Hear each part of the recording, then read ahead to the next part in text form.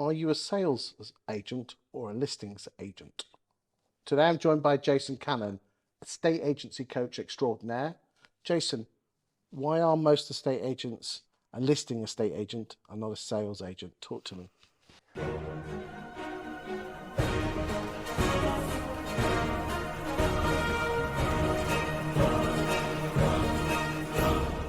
Good question. I'm not sure I know the answer to that question, Chris.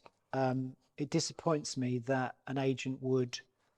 Because it's all about the listings. Yeah, it disappoints me that they would. That a model exists where you only move 40% or 30% or 50% of your clients.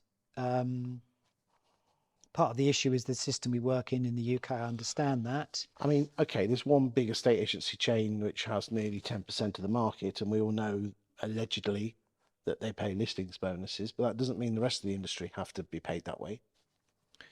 And there's also an agent that actually incentivizes the negotiators to get price reductions. And the last negotiator that got a price reduction is the one who gets the sales fee. And there's also a business that will overvalue your property, put 10% on top of what it's actually worth, potentially charge you a higher fee, and then not speak to you for 30 days. That's in their training. That's what they teach their negotiators. Why 30 days? Because by then your seller's probably got, cheesed off, fed up, annoyed of a lack of activity and no viewers. So he's then ready for a price reduction. But if you've been saying, contacting them every week, the chances of a price reduction are much lower. Yeah. So be the second agent, and I said this to an agent last week. You don't have to go after the business. We know that 50% of properties are sold by the second agent. So don't be the first agent at 1%, be the second agent at 2%. But then there's a lot of ego and pride comes in. There is, but one of the other things that, and I did an article on this a couple of weeks ago, you may have or may not have read it, which talks about the difference between a listing agent and a sales agent, and how you can then leverage the sales agent stats in your favor. It's a would you rather conversation with the seller. Would you rather sit on the market for this many weeks and not move? Or would you rather work with an agent that has a higher success rate? Here's, it's a choices conversation again, isn't it? We had it earlier. I mean, I find it fascinating that a vendor asks 3 estate agents round, vendors A, B, and C, and A and B say everything, decent price, decent fee. Estate agent C says, I know, either a cheap fee or overvaluing. Who does the agent go to? Who does the vendor go to at the end of the sole agency? And the really weird thing is they go to agent D, because A and B never made it easy for them to come back to them. Yeah, because they've tried so desperately to win the listing, to win the instruction. They've made it all about them, haven't they, Chris? Yep. Haven't made it about the client. I want to do what's best for you. What's the right choice for you? We're going to be spending a lot of time working together between 1 month and 7 or 8 months. So if we have similar values, we value similar things, and we choose to work together based on where you are and where you want to be, maybe we will or maybe we won't work together.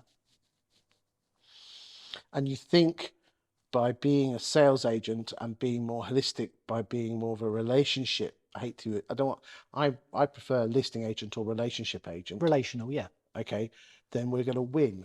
But because most estate agents think estate agency is there to serve them and it's all about the transaction, that's why we're losing. Is that it? Is that what you're trying to say? Well, yeah, but also there's some simple economics here, isn't there? If you work in a model that actually moves 8 out of 10 and you charge a decent fee, then A, you've got a lot of happy clients, and B, you're going to make more money. Yeah, but I've always said estate agents who are listing agents only care about the listing, not the sale.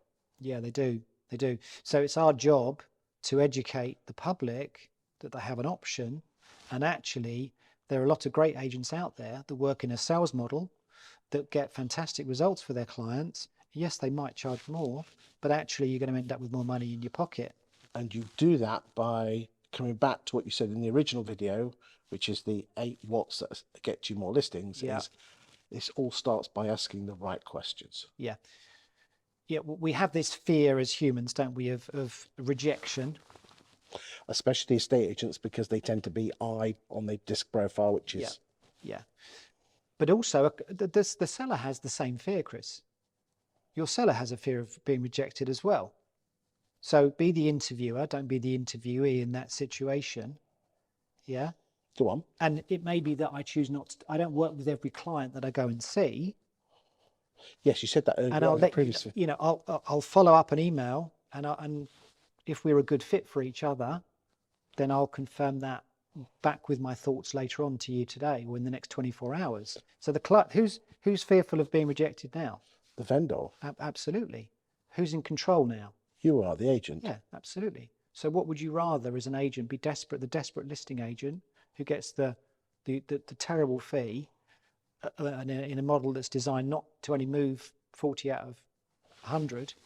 What would you rather? And would you rather, as the agent, fearing rejection, would you rather be in control of that? Now, that's not you being blasé and saying, do you know what, I don't need your business, I don't want it, because, I'm also in the real world here where you've got agents that they've got to make money, they've got to earn money. So there's a belief system, there's a bias that gets in the way. I've always worked in a listing model. I'll take it at any price, any fee. And that's quite hard to get over that, isn't it? So once they get out of the way of that, once they realize actually there's an alternative, and here's some examples of that, who can I model myself on? Who can I follow that's doing this already? And you can point them, if they phoned you up and said, give me 5 agents I need to follow, 5 agents I need to model myself on, sales agents that get terrific results for their clients, you'd be able to give them that list. You can call me and lots of other people, that will give them that list. So they can break that, if one person can, anyone can. Carol Esther Wick, fantastic author, great book, or many books. And I'm a firm believer in that. Jason, thank you for your time today. Thank you, Chris.